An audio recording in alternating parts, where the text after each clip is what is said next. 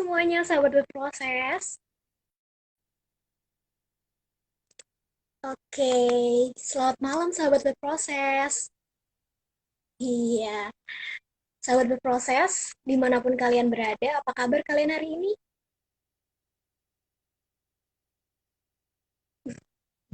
Semoga kalian selalu dalam keadaan sehat ya. Selamat dan juga tentunya semangat nih mau dengerin sesi IG Live kita pada Ruang Berproses ID pada malam ini. Oke, sambil menunggu kita tunggu Mas Adinya dulu yuk untuk bergabung.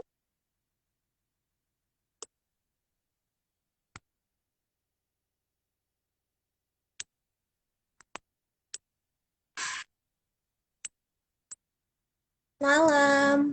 Oke, sambil menunggu ya Mas Adinya untuk bergabung bersama kita membahas hipnoterapi for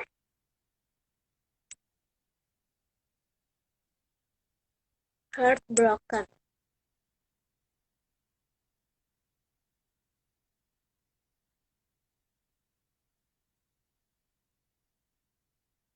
Oke.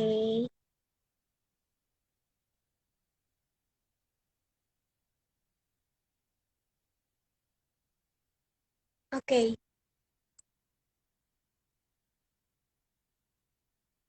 Nah, Mas Adi bentar lagi akan bergabung bersama kita. Halo, selamat malam Mas Adi. Halo Mbak, selamat malam. Iya.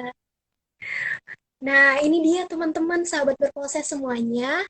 Kita akan membahas tentang hipnoterapi for heartbroken. Nah, Mm-mm. ini nih Mas Adi ini adalah seorang hipnoterapis nih teman-teman. Bener nggak Mas Adi? Ya, insya Allah benar. Alhamdulillah. Halo. Oke. Kalau boleh tahu Mas Adi lagi ada di mana? Sekarang lagi ada di rumah, lagi ada di Jogja. Tapi bukan rumah sendiri ya, sing ngontrak.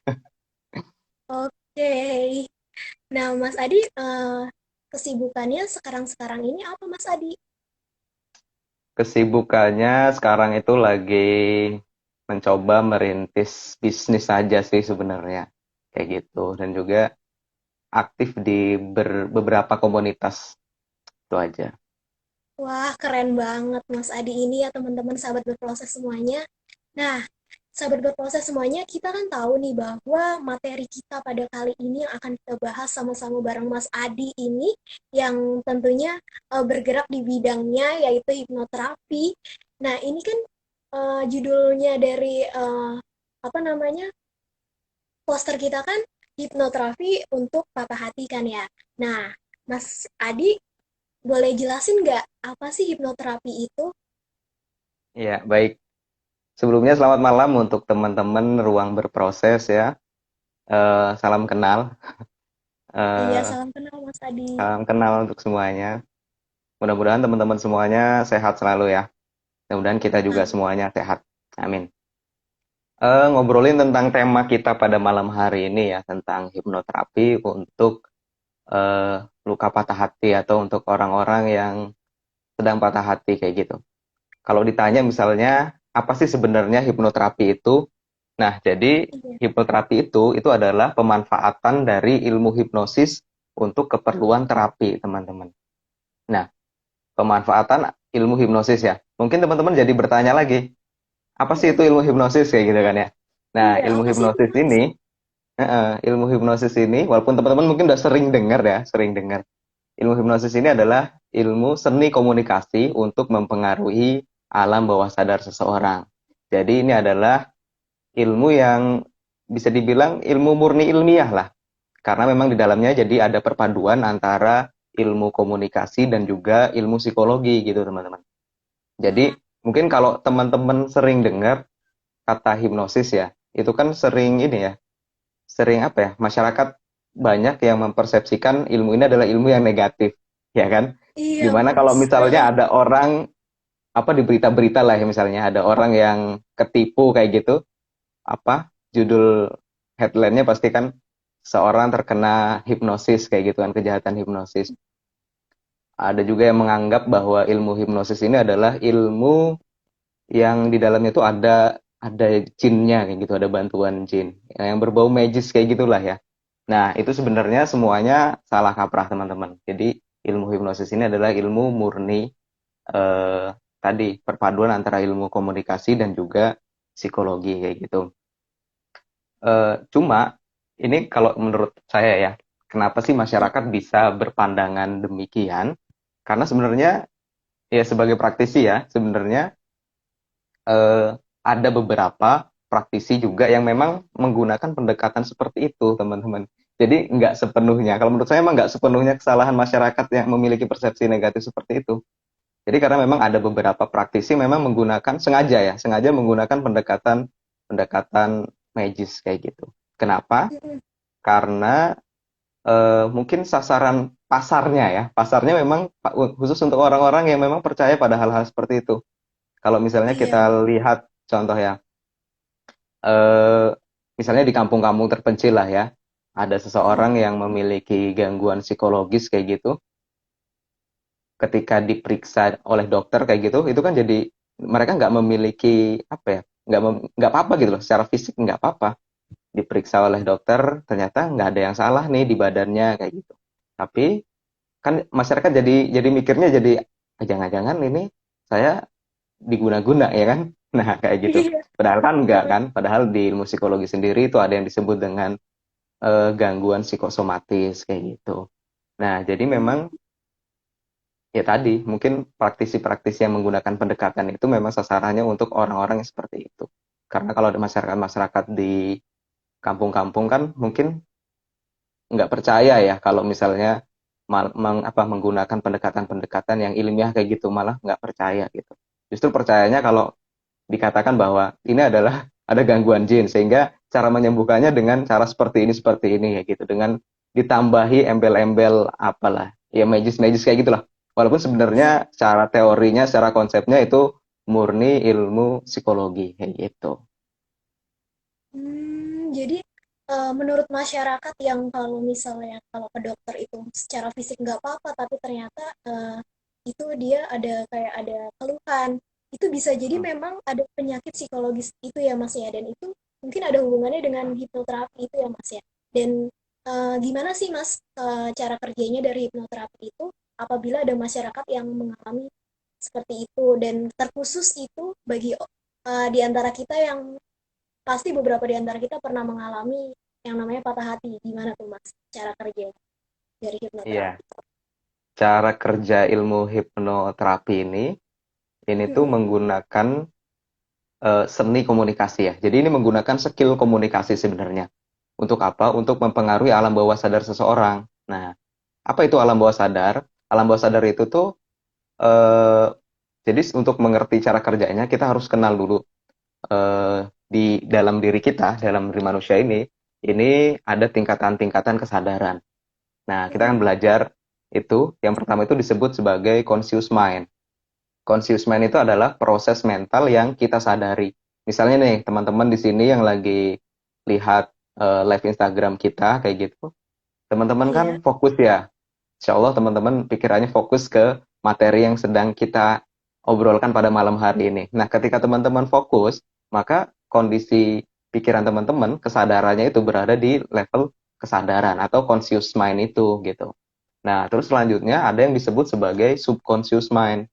Subconscious mind itu adalah proses mental yang tidak kita sadari kayak gitu. Jadi di dalamnya itu gampangnya sebagai gudang ingatan, gudang emosi, itu semuanya ada di subconscious mind. Jadi itu juga disebut dengan alam bawah sadar kita kayak gitu. Jadi ketika teman-teman misalnya fokus pada materi ini, pada malam hari ini, maka teman-teman lagi ada di conscious mind. Tetapi ketika informasi tersebut dianggap tidak penting oleh pikiran, oleh conscious mind tadi, maka itu akan, atau ya apa ya, informasi yang sudah lewat kayak gitu, itu akan dipendam di namanya tadi subconscious mind itu, gitu. Jadi nanti kalau kalau apa ya, Mm-mm. secara sederhananya, gampangnya kita bisa ibaratin gini. Jadi di dalam alam bawah sadar kita itu banyak folder-folder. Jadi ini folder yang informasinya sangat penting. Nah, ini folder yang informasinya biasa Mm-mm. aja. Ini folder yang tidak penting kayak gitu. Nah, jadi nanti ada yang disebut sebagai ingatan jangka pendek, jangka panjang, kayak gitu Mbak, kurang lebih. Nah, itu. Jadi Oke. eh, di antara conscious mind sebagai Hmm? critical area. Nah, jadi setiap informasi yang masuk ke conscious mind ini tuh akan difilter oleh yang namanya critical area tadi. Jadi nggak semuanya tuh informasi itu akan masuk ke alam bawah sadar kita dan akan menjadi kepercayaan dan keyakinan kita. Jadi akan difilter. Kalau menurut filter tadi informasi ini nggak layak, nggak sesuai dengan keyakinan dan kepercayaan kita, maka informasinya tuh akan dimasukkan ke dalam folder yang tidak penting gitu. Itu kurang lebih cara memahaminya, teman-teman. Oke, berarti kalau misalnya ada yang difilter dimasukin ke alam bawah sadar, itu kira-kira yang dimasukin ke alam bawah sadar itu seperti apa ya, Mas? Terkhususnya pada kalau misalnya kita lagi patah hati. Mm-mm. Yang dimasukin itu tentu harus sesuai dengan yang keyakinan yang sudah kita punya dulu. Jadi kan ketika kita misalnya baru lahir ya, kita ibarat kertas kosong kayak gitu kan ya. Jadi kita belum Hmm. memiliki keyakinan-keyakinan. Dan keyakinan-keyakinan itu ketika kita masih kecil, itu critical area kita tuh belum berfungsi. Jadi informasi apa saja yang diberikan oleh orang tua kita, itu secara otomatis akan kita yakini bahwa itu adalah satu-satunya informasi yang benar kayak gitu. Nah, sehingga Oh, lama-kelamaan dengan kepribadian orang lain kan berbeda-beda kayak gitu karena pengalamannya berbeda-beda juga. Eh, Pola asuhnya juga berbeda-beda juga. Nah, seperti itu. Nah, mm, terus hipnoterapi ini bekerja apalagi kalau misalnya untuk orang-orang kasus yang dalam kasus tadi ya patah hati kayak gitu. Itu kan mm, biasanya ada luka di sana. Nah, ketika ada luka di sana, maka ada kelekatan emosi. Nah, ketika misalnya kelekatan emosi itu ketika kita memiliki kelekatan emosi, maka informasi tersebut akan dianggap penting. Nah, kalau mm. itu dianggap penting, maka diri kita akan susah untuk melupakan itu. Gitu. Nah, Oke. hipnoterapi ini bekerja untuk melemahkan yang namanya critical area tadi, sehingga kita bisa memasukkan informasi-informasi yang baru atau kita bisa mengedit informasi yang sudah ada di alam bawah sadar kita sebelumnya. Nah, kan gitu. Jadi tadi kan misalnya kita luka nih sakit patah hati karena ada kelekatan emosinya. Nah, itu Mm. akan dengan hipnoterapi itu akan dicoba diedit gitu. Oh, oke. Dan di editnya itu melalui komunikasi ya, Mas ya. Nah, itu kira-kira ada tahapan-tahapannya nggak, Mas, buat hipnoterapi itu bisa menyembuhkan patah hati, Mas? Mm-mm. Tahapan-tahapannya tentu ada ya, tahapan-tahapannya. Cuman gini, untuk tahapan-tahapan itu gimana ya jelasinnya? Kalau dalam proses untuk mencapai seseorang yang akan kita hipnoterapi itu tentu eh, ada proses-prosesnya. Jadi seperti building rapport dulu kayak gitu. Di dalam building rapport itu kita juga mencoba untuk mengenali eh, apa ya, ini masalah-masalah yang dimiliki oleh orang tersebut apa sih kayak gitu. Sehingga ketika sudah jelas kan masalahnya apa, sumber masalahnya apa, sehingga akhirnya si hipnoterapisnya ini dia akan mencoba mencarikan yang namanya teknik yang tepat untuk melakukan untuk apa ya, untuk terapinya kayak gitu. Karena dalam hipnoterapi sendiri nanti ada teknik-tekniknya juga yang sangat banyak kayak gitu. Jadi teknik-tekniknya dari hipnoterapi sendiri itu tahapan-tahapannya tergantung bagaimana tekniknya ya, Mas, ya? Misalnya kalau dari pengalaman Mas sendiri, mungkin dari Hmm. Mas punya klien yang mungkin apakah ada yang punya sakit hati gitu, Mas, karena sakit karena patah hati dan pengen disembuhin melalui hipnoterapi itu? Ada beberapa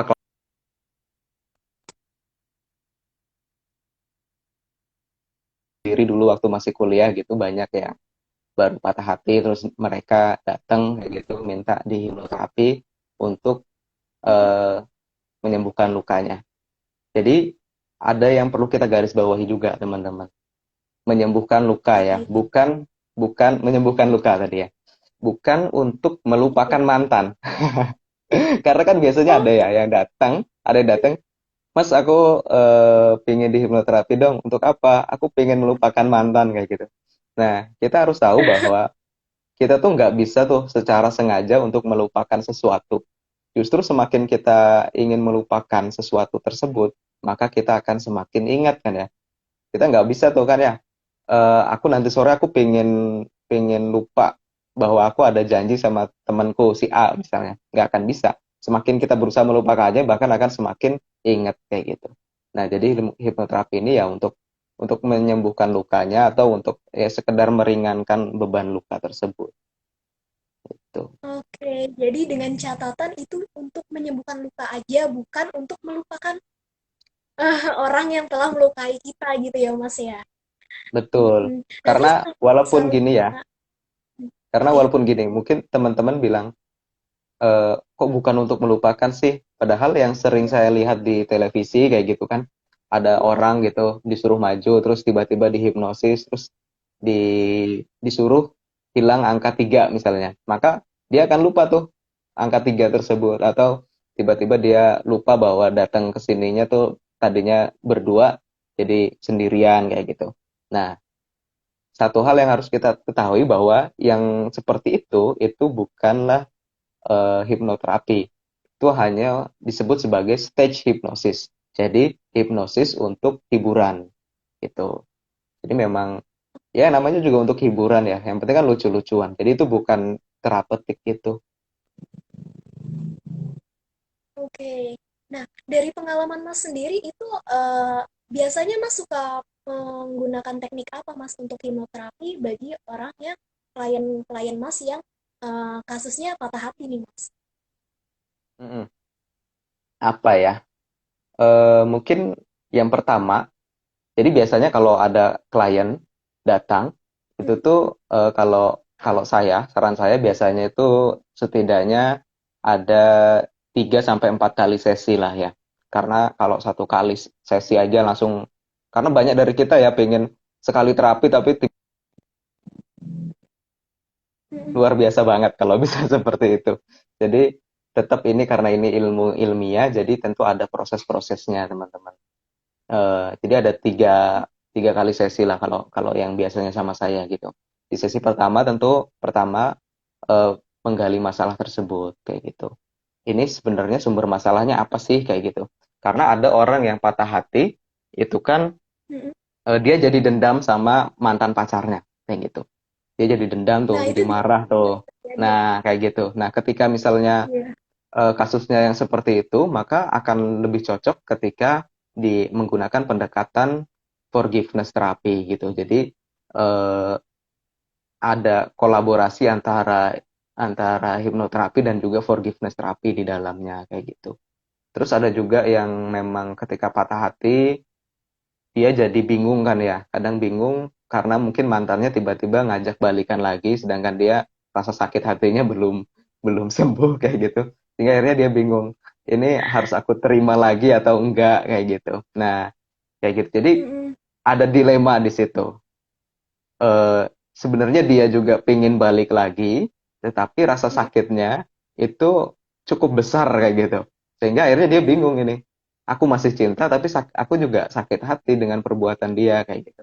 Sehingga mungkin eh, kalau kasusnya yang seperti ini biasanya bisa menggunakan gestalt terapi atau part terapi kayak gitu. Banyak lah mungkin teman-teman mungkin nanti yang di sini yang apalagi yang basicnya bukan anak psikologi mungkin nanti akan bingung dengan istilah-istilah yang seperti itu. Terus juga kalau kita jelaskan tentu akan panjang bahkan akan melebar nanti temanya. Iya, dan menarik banget sih Mas temanya ini. Nah, saking Mm-mm. menarik kira-kira kalau misalnya seseorang ataupun kita nih berada pada kondisi di hipnoterapi itu kira-kira rasanya seperti apa sih Mas? Sahabat Rasanya. berproses juga mungkin penasaran nih Mas. Mm-mm. Rasanya itu apa ya? Seperti menjadi Iron Man mungkin ya. Oke, jadi ada Enggak ya. relate. Berdasarkan pengalaman dari klien-klien yang saya tanya kayak gitu, rasanya itu seperti apa sih? Dan rasanya ini berbeda-beda setiap orang. Ada Hmm, yang biasa aja, tapi tentu dalam kondisi rileks ya, biasa aja gitu. oke. Biasa aja itu misalnya ya cuman kita menjemin mata, terus apa yang terjadi di sekeliling kita, dia bisa sadar bahwa aku tuh lagi di hipnoterapi nih, aku lagi mendengarkan suara si terapisnya nih, kayak gitu. Nah, itu yang biasa aja. Terus ada juga yang banget, jadi kayak kayak sadar nggak sadar gitu. Jadi seperti apa ya, kalau kita misalnya seperti orang yang baru bangun tidur. Ketika kita baru bangun tidur, kayak gitu kan biasanya ya tentu itu rileks banget ya, antara sadar nggak sadar. Kita juga eh, tahu apa yang terjadi di sekeliling kita, tapi kita males banget untuk mempedulikan itu semua. Nah, ada yang kondisinya seperti itu. Ada juga yang seperti mimpi, seperti mimpi. Jadi Seperti ini, Mas. seperti mimpi itu maksudnya apa yang dikatakan oleh si terapis itu tuh kayak menjadi kenyataan dalam diri dia. Misalnya kamu sekarang lagi ada di pantai nih. Dia benar-benar bisa melihat pantai itu seperti apa, kayak gitu dengan jelas. Nah, sehingga ketika dia misalnya sudah selesai proses hipnoterapinya, dia bisa menceritakan apa yang terjadi. Semuanya apa yang disuruh tadi itu semuanya bisa diceritakan. Ada yang seperti itu. Terus ada satu lagi, ada yang kayak tidur tidur beneran gitu. Jadi ketika dia bangun, dia nggak ingat sama sekali tadi habis ngapain itu nggak ingat. Ada yang seperti itu. Jadi setiap orang beda-beda sih. Hmm, jadi ada yang sadar sampai benar-benar tidur beneran ya Mas ya. Jadi ada yang inget sampai benar-benar nggak inget apa yang udah dilakuin melalui proses hipnoterapi itu ya Mas ya. Nah, terus Betul. Mas, misalnya kita kan lagi patah hati terus di hipnoterapi nih, kira-kira Hmm. apa sih faktor-faktor yang mempengaruhi hipnoterapi ini untuk berhasil Mas? Faktor-faktor yang mempengaruhinya ya. Ada Iya. banyak sih sebenarnya. Cuman kalau Mm-mm. mau dikelompokkan mungkin saya bisa sebutkan menjadi tiga kelompok. Yang faktor Tiga. pertama itu adalah faktor dari si hipnoterapisnya itu sendiri. Kayak gitu. Jadi si Hmm, hipnoterapisnya nih, misalnya moodnya lagi baik nggak nih dia? Maksudnya kadang kan oke. itu berpengaruh juga, itu berpengaruh juga ternyata. Misalnya, misalnya ada orang pengen di terapi gitu, tapi tiba, misalnya kondisi kita sendiri lagi apa ya, lagi nggak mood lah ya kayak gitu. Itu biasanya berpengaruh juga kepada hasilnya gitu. Terus juga tentu kalau yang berhubungan dengan si hipnoterapisnya tentu skillnya juga itu sangat berpengaruh. Skill dia menguasai tidak teknik-tekniknya yang dia gunakan seperti itu. Terus eh, personalitinya seperti apa? Apakah dia memiliki figur authority enggak? Kayak gitu. Ini penting banget sih dalam proses hipnoterapi ini, figur authority ini. Maksudnya gimana figur authority ini? Figur authority ini eh, jadi dia tuh memiliki otoritas nggak sih kepada kliennya? Misalnya gini, ketika ada sahabat saya, teman dekat nih dengan saya, dia tahu karena sering bareng, akhirnya dia tahu lah istilahnya bobrok-bobroknya kita tahu dia. Nah, sehingga ketika dia misalnya memiliki masalah yang membutuhkan hipnoterapi, itu eh, dia nggak bisa dihipnoterapi oleh saya. Kenapa? Tadi karena saya sudah terlalu dekat dengan dia dan dia juga istilahnya dia nggak apa ya, ya nggak terlalu trust lah dengan kita kayak gitu. Itu ketika dia dipaksakan dilakukan hipnoterapi, bukan hipnoterapinya yang salah, tapi tadi berarti ada masalah di faktor si hipnoterapisnya. Dia bisa sembuh menggunakan hipnoterapi ketika dia memang misalnya datang ke terapis yang lain yang memang memiliki figur authority gitu. Jadi hampir sama kayak gini deh, misalnya eh, kita ketika bertemu dengan apa ya, misalnya kita punya figur ya, figur yang kita percaya banget tentang kemampuannya. Misalnya kalau di dalam masalah agama nih, kita ya percaya bahwa Ustadz A itu adalah Ustadz yang memang memiliki ilmu yang tinggi di bidang agama, sehingga apapun yang dia katakan itu kita akan percaya begitu saja tanpa perlu kita eh, nanya-nanya misalnya dalilnya apa tat, ininya apa kayak gitu. Jadi faktor kritis kita itu dilemahkan begitu saja. Kenapa? Karena orang yang mengatakan itu memiliki figur otoritas menurut kita kayak gitu. Berbeda kalau misalnya kita tahu kapasitas ustadznya misalnya ya. Misalnya kita tahu bahwa ustadznya nggak terlalu punya ilmu yang bagus di bidang agama. Ketika dia menjelaskan tentang ilmu-ilmu tersebut, maka ada rasa tidak percaya dari diri kita. Otak critical area kita tadi itu akan mengkritisi. Emang benar kayak gitu? Dalilnya apa nih? Dasarnya apa nih? Benar-benar Kayak gitu. Itu sesuai. bertanya-tanya. Jadi critical area kita tuh aktif. Nah, itu fungsi dari figur authority tadi. Terus yang kedua, faktor yang mempengaruhinya itu adalah kondisi kliennya. Tadi, Kondisi trust klien. enggak? Kliennya tuh trust enggak kepada kita, si terapisnya. Itu hampir sama dengan yang tadi ya, figure authority. Terus Mm-mm. juga niat enggak sih si kliennya tersebut memang beneran pingin sembuh enggak sih? Memang beneran pingin dibantu enggak sih? Kayak gitu. Karena ada ya, kadang eh, orang gitu misalnya, ngerasa punya masalah, suaminya misalnya punya masalah, terus istrinya yang datang. Mas tolong Iya. terapiin suami saya gitu kan. Padahal menurut si suaminya dia nggak memiliki masalah kayak gitu. Itu nggak bisa. Jadi memang harus berdasarkan keinginan dia sendiri gitu. Oh, oke. Terus yang Lalu ketiga itu faktor faktor lingkungan. Tentu faktor ini lingkungan. berpengaruh. Pengaruh lingkungan itu kondisi sekitar yang digunakan ketika terapi ya.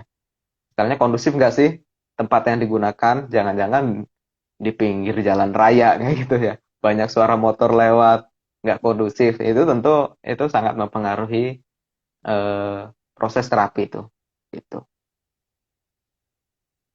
Oke. Lalu tadi kan aku sempat dengar kalau misalnya hipnoterapi ini butuh proses ya Mas ya. Itu bisa Hmm. 3 kali 3 sesi.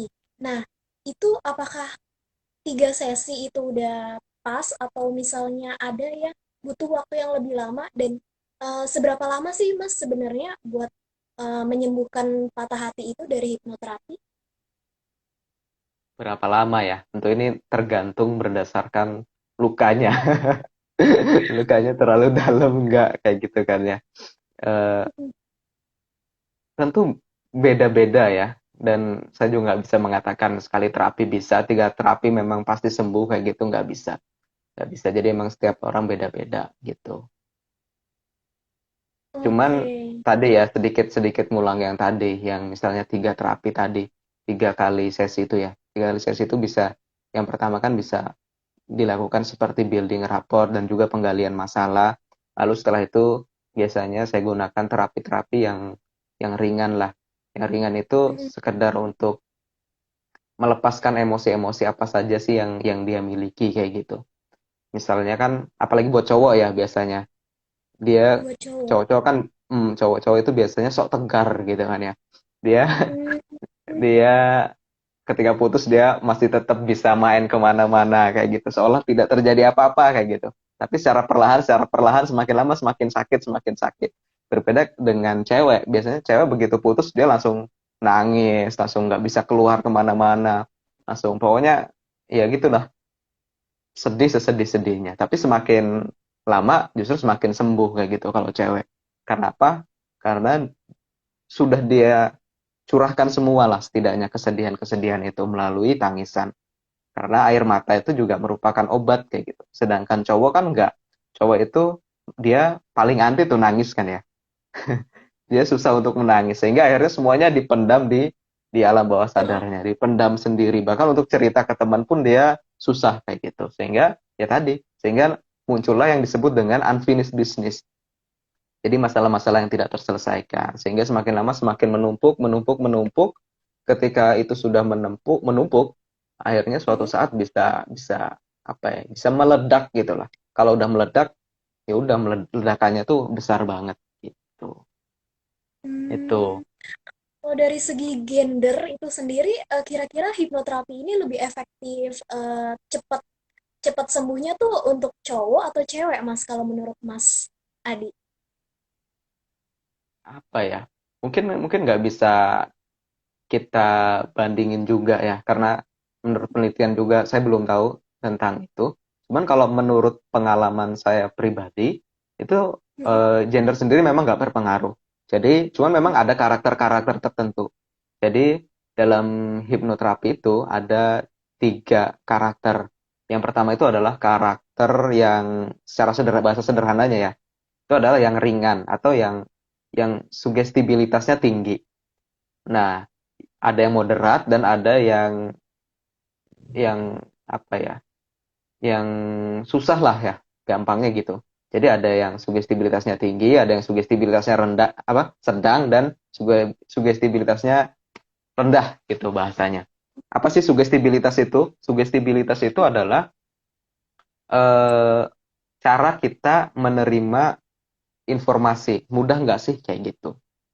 Jadi eh, ada seseorang kan ya yang critical areanya terlalu aktif.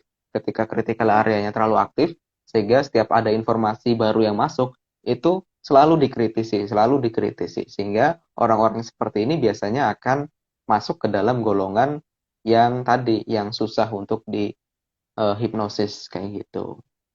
Sedangkan yang ada karakter orang yang setiap menerima informasi dia iya iya aja kayak gitu kan ya. Nah, itu biasanya masuk ke dalam kondisi yang sugestibilitasnya tinggi. Itu yang paling mudah untuk dihipnosis gitu. Oke, berarti antara orang yang lebih sugestibilitasnya lebih tinggi itu lebih mudah untuk di hipnoterapi ya Mas ya. Nah, kalau yang berat Betul. ini Mas, apakah tekniknya akan berbeda hipnoterapinya apa bagaimana Mas? Sebenarnya proses awalnya aja sih yang agak sedikit berbeda. Maksudnya berbeda itu kadang cuman membutuhkan waktu yang agak lama gitu. Mm-mm. Kalau yang sugestibilitasnya tinggi itu biasanya kan eh, cukup dengan satu teknik, 2 teknik, atau beberapa detik kayak gitu itu kan sudah bisa langsung masuk ke alam bawah sadarnya. Tapi orang yang sedang, apalagi orang yang sugestibilitasnya rendah, itu biasanya butuh waktu yang cukup lama untuk masuk ke dalam kondisi alam bawah sadarnya gitu. Lebih ke Hmm, situnya aja sih. Kalau dia sudah masuk ke alam bawah sadarnya, tentu nanti akan menggunakan teknik-teknik apapun, biasanya informasinya itu udah masuk semua gitu. oke. Lalu selain menyembuhkan patah hati, apa aja sih Mas yang bisa disembuhin oleh hipnoterapi ini yang Mas sering tangani? Mm-mm. Kalau kalau hipnoterapi sendiri sebenarnya manfaatnya bisa digunakan banyak sekali ya. Mm-mm. Eh, Cuman saya ingin tekankan bahwa hipnoterapi ini merupakan salah satu alternatif aja, alternatif terapi ya teman-teman. Jadi ini bisa dibilang ya termasuk ini cocok-cocokan juga. Jadi ada yang Oh, cocok juga. diterapi oleh menggunakan teknik hipnoterapi, ada juga yang mungkin tidak cocok kayak gitu. Nah, jadi ini kembali lagi, ke hal-hal yang mempengaruhi keberhasilan proses hipnoterapi tadi itu, kayak gitu. Nah, sebenarnya kalau secara teorinya, hipnoterapi ini memang sangat cocok untuk kasus-kasus yang berhubungan dengan alam bawah sadar, alam bawah sadar seseorang kayak gitu, untuk mempengaruhi alam bawah sadarnya.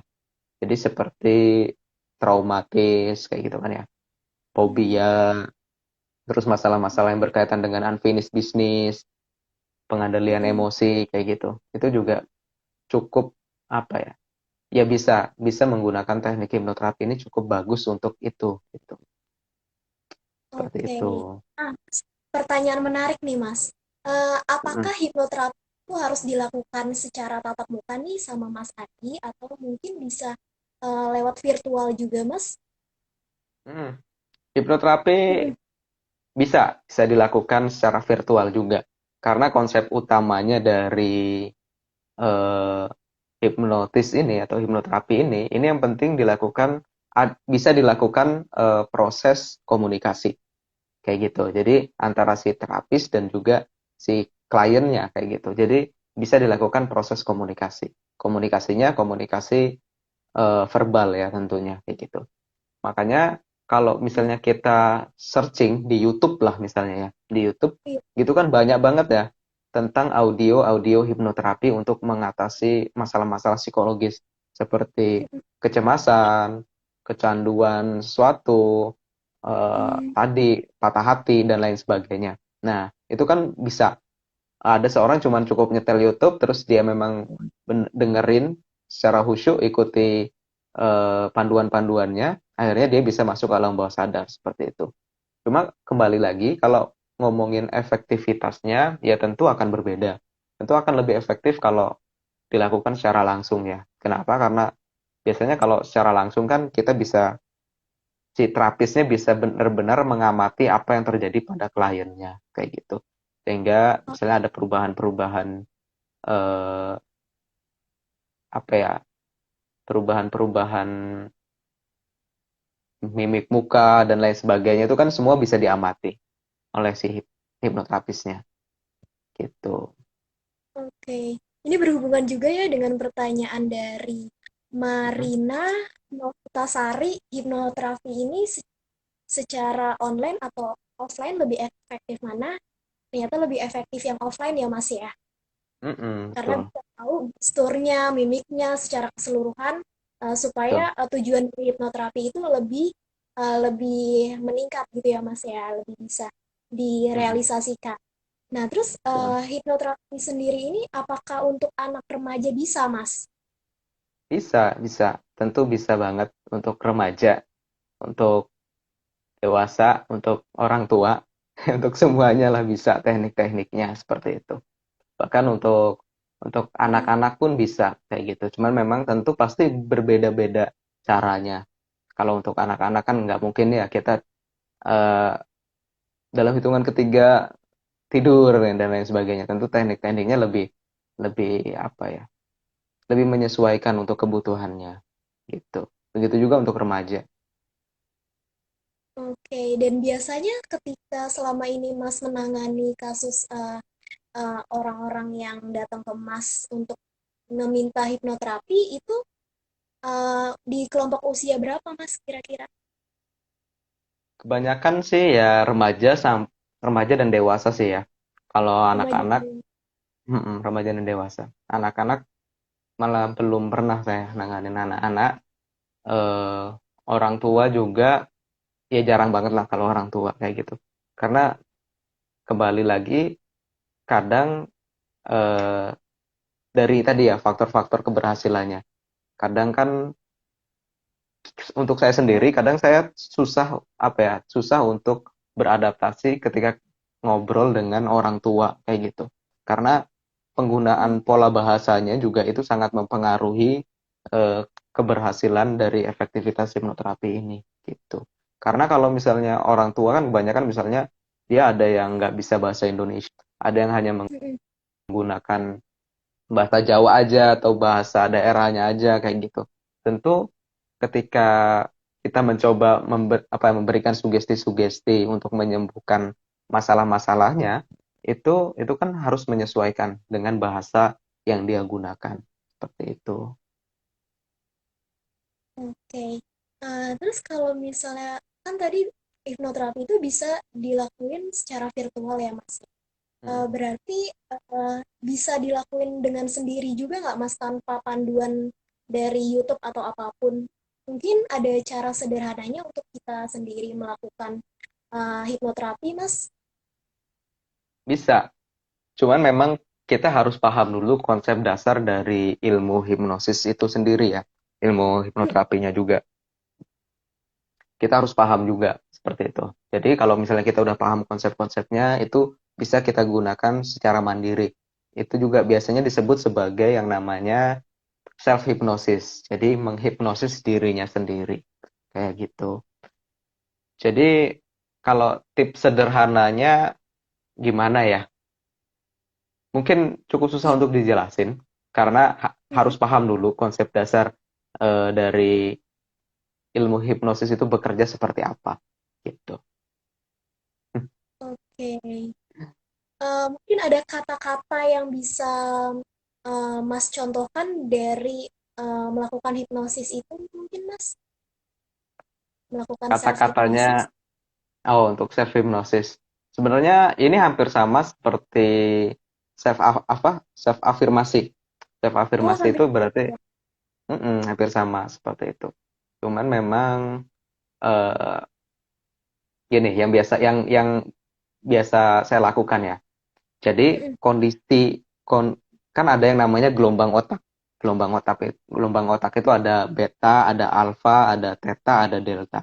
Nah, ketika kita lagi fokus seperti sekarang ini, itu kita lagi gelombang otaknya ada di gelombang otak beta. Terus, tapi ketika misalnya kita udah sedikit apa ya, sedikit lebih rileks kayak gitu, itu udah mulai turun tuh dari beta ke alfa kayak gitu. Nah, kondisi hipnosis itu tuh di alfa dan juga di theta. Nah, biasanya kita harus tahu kondisi-kondisi gelombang otak kita lagi ada di apa beta dan juga di alfa, di theta itu saat kapan aja sih kayak gitu. Nah, biasanya ketika gelombang otak yang ketika kita lagi ada di alfa dan theta itu ketika kita misalnya mau tidur. Ketika kita mau tidur atau ketika kita bangun tidur. Itu gelombang otak kita masih ada di sana tuh. Kayak gitu. Dan itu biasanya sugesti-sugesti yang akan kita masukkan itu bisa masuk ke alam bawah sadar kita. Gitu. Jadi semakin sering kita melakukannya, maka informasi yang sering kita masukkan ke dalam diri kita itu akan mempengaruhi kondisi alam bawah sadar kita. Misalnya di alam bawah sadar kita ini sudah tertanam bahwa eh, apa ya gampang ya yang berhubungan dengan sakit hati ya. Misalnya dia itu jahat banget kayak gitu karena telah mutusin saya, misalnya kayak gitu ya. Nah, Mm-mm. itu kan informasi yang kita yakinin yang sudah ada di alam bawah sadar kita. Ketika kita melakukan yang namanya self hipnosis tadi, itu kita berikan informasi yang tentu yang berbeda, yang bisa jadi yang berlawanan juga, walaupun tentu membutuhkan proses. Sehingga akhirnya lama-kelamaan itu bisa mengalahkan tadi sugesti atau keyakinan yang sudah ada itu. Gitu. Mm. Jadi perlu diimbangi dengan sugesti yang positif ya Mas ya. Dan itu dilakuinnya biasanya sebelum tidur dan sesudah bangun tidur Mas. Apa gimana Hmm. Mas? Iya, sebelum bangun itu kita manfaatin yang namanya tadi gelombang alfa dan theta ya. Gelombang alfa dan Mm-mm. theta pada setiap orang itu yang paling sering adalah ketika kita mau tidur. Ketika kita udah rileks banget mau tidur, nah itu kita bisa masukin sugesti di situ. Cuman terkadang karena kita terlalu rileks ya, ini masalahnya di sini. Ketika kita sudah Iya, terlalu rileks ya kan, udah ngantuk kayak gitu, kadang kita udah males mikir kan ya, kita udah males. Justru iya kalau betul. kita mikir, itu malah gelombang otaknya jadi kembali lagi ke beta lagi. Itu susahnya. Makanya eh, perlu yang namanya pendampingan hipnoterapis itu kayak gitu. Karena kalau melakukan sendiri kadang susahnya di situ. Nah, kenapa? Karena ini cukup ajaib bagi saya sendiri merasakannya ya. Jadi saya termasuk orang yang pemalu dulunya. Saya bahkan Oke, nggak berani jangankan untuk ngobrol di depan umum ya. iya. Itu jelas jelas saya nggak berani untuk nanya. Waktu saya kuliah dulu, bertanya kepada dosen saja saya nggak berani. Bahkan saya, kalau saya punya pertanyaan, saya colek teman saya, tanyain tentang ini dong gitu, tanyain tentang ini gitu. Saya nggak berani nanya sendiri kayak gitu. Nah, tapi ketika saya belajar tentang konsep-konsep hipnoterapi ini, konsep adanya critical area kita, terus konsep tadi gelombang-gelombang otak, pemanfaatannya seperti apa. Itu saya mencoba untuk memberikan sugesti kepada diri saya sendiri. Jadi sebelum saya tidur itu saya melakukan visualisasi. Saya membayangkan saya berbicara di depan ratusan orang kayak gitu ya. Nah, itu aja saya bayangin secara detail sampai saya ketiduran kayak gitu. Terus itu saya lakukan. Sehingga suatu saat ketika saya diharuskan untuk berbicara di depan umum, Mm-mm. itu seperti ada dorongan dari diri saya, dari dalam diri saya yang mengatakan bahwa masa nggak berani? Bukan kamu udah sering melakukan ini setiap malam kayak gitu. Setiap hari kamu sudah sering melakukan ini, kamu ngobrol di depan ratusan orang loh setiap hari. Sedangkan sekarang cuman disuruh ngobrol di depan 10 orang, 20 orang kayak gitu. Masa nggak berani kayak gitu. Nah, itu. Jadi kita harus tahu bahwa alam bawah sadar kita ini nggak bisa membedakan mana yang real dan mana yang tidak real. Jadi mana yang memang terjadi beneran kepada diri kita atau mana yang cuman kita visualisasikan aja gitu. Mhm. Jadi secara nggak langsung dengan kita melakukan visualisasi itu mungkin sebelum tidur atau sesudah bangun tidur, itu kesadaran kita akan apa ya ikut terpengaruh ya Mas ya? Atau bagaimana Betul. Mas? Dan Iya, betul. apakah itu merupakan bagian dari proses hipnoterapi Mas? Jadi tadi kan fungsinya eh, kita memasukkan informasi yang kita inginkan itu agar alam bawah sadar kita itu terpengaruh kayak gitu. Ketika alam bawah sadar kita terpengaruh, secara otomatis alam sadar kita juga ikutan pemanfaatan dari yang namanya ilmu hipnosis ini gitu. Wah, menarik banget ya Mas ya. Dan itu mungkin cukup sederhana yang bikin sulit. Apa sih Mas kira-kira dari mempraktikkan itu, yaitu itu ya Mas ya tadi yang Mas bilang mungkin udah ngantuk duluan. Dan selain itu Nah, ada apa? apa ya? Yaitu tadi problemnya ketika kita misalnya pas mau tidur ngantuk duluan atau ketika kita mikirin kita mencoba merancang sugesti-sugesti yang Hmm, ingin kita masukkan, itu kan secara otomatis otak kita jadi berpikir lagi. Ketika otak kita berpikir, kembali lagi dong ke kondisinya, ke kondisi beta, ke kondisi kesadaran hmm, lagi kayak gitu. Nah, itu. Terus apa ya? Mungkin tergantung situasinya juga. Situasinya hmm, itu maksudnya kita mencoba untuk mengenali diri kita. Kalau tadi kan itu secara umum ya. Secara umum hmm, bahwa setiap orang itu biasanya kondisi eh, alfa dan tetanya itu ketika mau tidur dan juga ketika bangun tidur itu memang secara otomatis. Nah, hmm. mungkin kita juga memiliki kegiatan-kegiatan yang lain yang memang kondisi gelombang otak kita tadi lagi ada di alfa dan juga di teta. Makanya kita juga harus kenal sama diri kita juga. Jadi Gitu. salah satu faktor juga kita harus mengenal diri kita sendiri, baru kita bisa melakukan salah satu hipnoterapi itu ya Mas ya. Menarik banget Mm. ya Mas. Lalu kalau misalnya dari kasus patah hati ini, kira-kira informasi apa aja nih Mas yang akan kita masukkan ke dalam alam bawah sadar kita melalui visualisasi Mas? Mm-mm. Apa ya informasinya ya? Jadi kita memang harus tahu dulu. Tadi kan kita udah sempat bahas ya bahwa kasusnya Mm-mm. eh, eh, orang walaupun sama-sama patah hati, tetapi bisa jadi masalahnya tuh berbeda-beda. Bisa jadi dia jadi dendam sama mantannya. Ketika dia dendam sama mantannya, maka teknik yang kita gunakan adalah teknik tentang tadi forgiveness. Jadi sugesti-sugesti tentang pemaafan itu tentu akan mempermudah menyembuhkan lukanya. Tapi ketika misalnya tadi dia memiliki dilema-dilema tertentu, maka eh, nanti akan dicoba digali lagi. Karena biasanya di dalam diri kita itu seolah-olah kita ada bagian-bagian tersendiri. Ada bagian yang memang menolak, ada Ya. bagian yang menerima. Kan kayak gitu. Itu yang kadang bikin kita bingung kan ya. Di satu sisi Oh, kita ingin ingin balik lagi, di satu sisi iya. kita ingin ingin ya udah aja kayak gitu. Aku udah terlanjur sakit hati kayak gitu.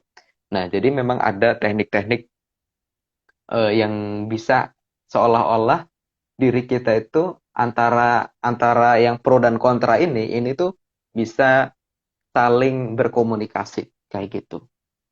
Oh, oke. Jadi balik lagi tergantung bagaimana luka patah hati itu sendiri ya Mas ya, untuk Betul. bisa kita merealisasikan hipnoterapi itu secara mandiri. Eh, Mm, buat sahabat berproses yang ingin bertanya, bisa bertanya di kolom komentar ya, atau mungkin langsung di question. Oke. Ada yang nanya nih Mas, dari mm, Marina Novita Sari. Biayanya berapa Oke. Mas untuk hipnoterapi ini dan di mana lokasinya Mas? Nah, untuk biayanya tentu berbeda-beda setiap Mm. hipnoterapis ya. Tentu biayanya berbeda-beda. Ada yang bisa dibilang murah, ada yang sedang, ada yang memang mahal kayak gitu. Itu juga kembali juga kepada siapa terapisnya, tentunya seperti itu. Biasanya ketika terapisnya juga memang sudah memiliki nama yang terkenal, tentu harganya juga akan tinggi seperti itu. Terus di mana lokasinya? Eh, saya rasa di kota-kota besar ada ya, mungkin hampir di setiap daerah ada. Karena apa? Bahkan di puskesmas-puskesmas tersendiri biasanya ada yang sudah ada kayak gitu.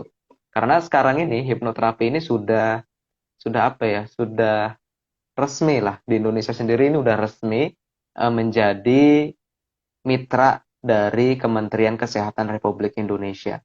Jadi sudah resmi. Oh, Kalau dulu tuh apa ya? Masih banyak yang pro dan kontra mau menerima hipnoterapi, ada yang enggak kayak gitu di Indonesia ya. Kayak gitu. Kalau di luar udah lama diterima. Tapi untuk di Indonesia baru di 2019 ini sudah menjadi mitra resmi Kementerian Republik Indonesia. Jadi ada satu lembaga yang disebut sebagai Prahipti atau mm, Perhimpunan Praktisi Hipnoterapi Indonesia kayak gitu. Prahipti. oh, Nah, terakhir. iya. Jadi kalau teman-teman misalnya mau cari informasinya, bisa di apa ya, di ini aja, di di apa, dikunjungi websitenya, dikunjungi Apa? websitenya prahiti.org. Nah, di situ. Nanti bisa dicek kan di sana. Misalnya teman-teman ada di daerah mana, nanti tinggal dicari siapa sih hipnoterapis yang memang ada di daerahnya teman-teman. Seperti itu. Jadi informasinya bisa dicari di situ teman-teman. Oke, Mas. Eh, Marina bertanya lagi, Mas, range biayanya itu kira-kira berapa, Mas? Rentang biayanya. Mungkin Mm-mm. Mas bisa berikan kisaran harganya. Kalau misalnya Kalau untuk kita nih, sahabat berproses, mm, pengen mencari pertolongan buat hipnoterapi. ya, kalau untuk yang lain tentu saya nggak tahu ya. Mungkin Mm, saya buka yang saya aja biasanya. Kalau yang lain memang harganya banyak yang lebih tinggi gitu. Cuman kalau untuk saya sendiri karena saya juga biasa bergerak di apa ya, di acara-acara sosial juga kayak gitu. Terus juga biasanya klien-klien saya banyak yang orang-orang yang saya kenal kayak gitu. Jadi saya terkadang susah sekali untuk berusaha menjadi pro. Nah, kalau range saya itu biasanya saya kasih paket. Jadi 3 kali sesi itu biasanya range-nya sampai 400 sampai 500 ribu kayak gitu. Itu untuk 3 kali sesi. Oke, itu 400 sampai 500 ribu untuk 3 kali sesi ya, Mas ya? Mm-mm. Kalau untuk yang lain bahkan bisa jauh banget di atas saya. Contohnya untuk teman saya saja sendiri, tentu kadang beda juga kasusnya ya. Kasusnya beda-beda juga. Kadang si hipnoterapi ini ngelihat kasusnya. Kadang untuk kasus-kasus yang memang terlalu berat itu Mm-mm. harganya akan sangat tinggi banget gitu. Bahkan bisa nyampe 3 kali sesi itu bisa nyampe 5 jutaan kayak gitu. Gitu. Hmm, Untuk yang jadi kasusnya berat. untuk yang kasusnya berat bisa sampai 5 juta ya. Mm-mm. Mm-mm. Lalu Mas, buat sahabat berproses semuanya nih, kira-kira ada tips nggak dari Mas Adi untuk sahabat berproses yang mungkin saat ini lagi mengalami patah hati, Mas? Mm-mm. Hmm, saya rasa kita semua pasti pernah patah hati ya. Walaupun Mm-mm. mungkin eh, apa? Walaupun untuk orang-orang yang memang belum memiliki hubungan romantis atau belum pernah pacaran kayak gitu, itu juga pasti kita pernah yang namanya patah hati. Kenapa? Karena yang namanya patah hati ini kan bukan hanya tentang tadi, tentang hubungan hubungan romantis saja kan ya. Enggak. Bahkan misalnya kita memiliki hewan peliharaan nih, terus hewan peliharaan kita meninggal kayak gitu, tentu itu juga akan membuat kita patah hati kan ya. Nah, Iya. eh, biasanya ada yang menarik sih. Saya baca bukunya How to Fix Broken Heart dari Guy Winch. Di situ juga menceritakan kenapa sih patah hati ini terkadang susah sekali untuk disembuhkan. Kenapa? Karena Ya. ternyata kadang lingkungan di sekitar kita juga itu tuh sangat sangat mempengaruhi kayak gitu. Misalnya, kalau kita bukan patah hati, patah-patah yang lain ya. Misalnya patah tulang atau sakit fisik lah ya. Sakit fisik itu lingkungan kita tuh akan benar-benar mendukung kita, akan benar-benar Oh, care kepada kita. eh, Misalnya ketika kita sudah bekerja, maka bos kita akan memberikan izin. Kamu jangan masuk dulu sampai kamu sembuh kayak gitu. Nah, itu ketika sakitnya fisik. Tapi ketika sakitnya itu non fisik, tadi seperti patah hati atau dan lain sebagainya, itu beda perlakuan. Nggak ada kan ya kita oh, izin misalnya izin kuliah, nggak masuk kuliah ke dosen. Kenapa? Karena saya lagi patah hati, Pak, kayak gitu. Malah yang ada diketawain sama dosennya kayak gitu. Walaupun padahal rasa sakit hati dari rasa apa ya? Rasa sakitnya dari patah hati ini bisa melebihi dari sakit fisik walaupun sebenarnya kayak gitu. Bahkan tadi di hmm, bukunya How to Fix Broken Heart, rasa sakit dari patah hati ini tuh ini tuh sama seperti rasa sakit fisik yang apa ya? Yang tingkatnya tuh dinaikkan sampai sakit banget, terus dikurangin dikit aja. Misalnya kalau kita tadi ya, kita sakit gigi misalnya. Ketika kita sakit iya. gigi, rasa sakitnya itu ditingkatkan sampai kita bener-bener nggak kuat menahan rasa sakit itu. Terus dikurangin dikit. Nah, katanya itulah rasanya sakit hati. Kayak gitu. Jadi lebih sakit. Kalau ada lagu yang bilang lebih baik apa ya? Lebih baik sakit gigi daripada patah hati itu bener. Kayak gitu. Menurut penelitian-penelitiannya yang di buku ini gitu. Wah, keren banget ya Mas ya ternyata dari buku itu Heeh. eh, bilang kalau misalnya penyakit non fisik itu malah jauh lebih sakit daripada penyakit fisik ya. Salah satunya patah hati itu ya Mas. Betul. Oke Mas, terus kira-kira kalau misalnya ada sahabat berproses nih yang mau konsultasi ataupun dihipnoterapi sama Mas, bisa hubungi kemana ya Mas? Ke DM IG Mas atau kemana? Bisa di Instagram saya di bio-nya itu udah ada nomor nomor yang bisa dihubungi atau juga bisa melalui lingkar positif. Kalau teman-teman tahu, jadi saya memiliki komunitas juga sama seperti kayak ruang berproses kayak gini yang aktif di Instagram. Namanya adalah lingkar positif. Jadi teman-teman bisa ikutin di situ, bisa juga hubungin di situ. Seperti itu. Oke, kalau boleh tahu username-nya apa Mas? Coba saya ketik. Lingkar Lingkar positif. positif ya Mas ya. Mm-mm. Oke, seperti itu bukan Mas? Oke, mana ya? Belum muncul. Eh, apakah udah muncul? Ya pokoknya lingkar positif lah ya. Oke, Iya betul. kalau enggak, Oke, Mas ya sudah sendiri muncul. ya. Oh, Mm-mm. udah muncul. Oke. Nah, itu tadi sahabat berproses kalau misalnya butuh untuk dihipnoterapi sama Masnya, bisa DM ke lingkar positif atau IG-nya Mas Adi sendiri. Nah, Mm-mm. Mas, kira-kira sebelum kita mengakhiri nih sesi RB Live kali ini, apa kata-kata terakhir dari Mas buat sahabat berproses semuanya nih pada hari ini?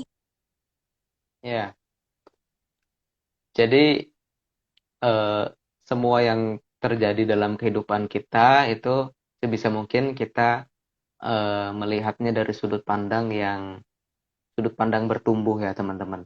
Jadi ketika kita Betul. misalnya bertumbuh, jadi ketika misalnya kita lagi ya apapun yang terjadi dalam kehidupan kita, walaupun itu sakit kayak gitu, tentu ada hikmah di balik itu semuanya. Dan ketika kita bisa mengambil hikmah di balik itu, maka eh, insya Allah kita akan bisa menjadi pribadi yang terus bertumbuh, terus berkembang, terus menjadi lebih baik lagi seperti itu. Kurang lebih itu aja sih mungkin teman-teman ya. Agar kita bisa Keren bertumbuh bersama banget. deh, gitu ya. Iya. Keren banget ya Mas ya, menarik banget materi kita pada hari ini nih terkait dengan hipnoterapi yang bisa juga menyembuhkan luka patah hati ya Mas ya. Nah, semoga buat sahabat berproses semuanya apa yang udah kita bahas pada sesi RB Live kali ini dapat mendukung kita semua ya Mas ya untuk terus Amin. berproses, bertumbuh seperti Mas bilang. menjadi versi yang lebih baik. Nah, terutama Amin. dalam patah hati, amin. Nah, oke. Makasih ya Mas ya atas waktu dan informasinya yang sangat berharga. Saya Dian dan dari ruang tim berproses dan Mas Adi pamit undur diri. Buat sahabat berproses semuanya, selamat malam semuanya. Dadah Mas, makasih. Makasih Mbak Dian. Iya, terima kasih ruang Dari berproses. ruang berproses.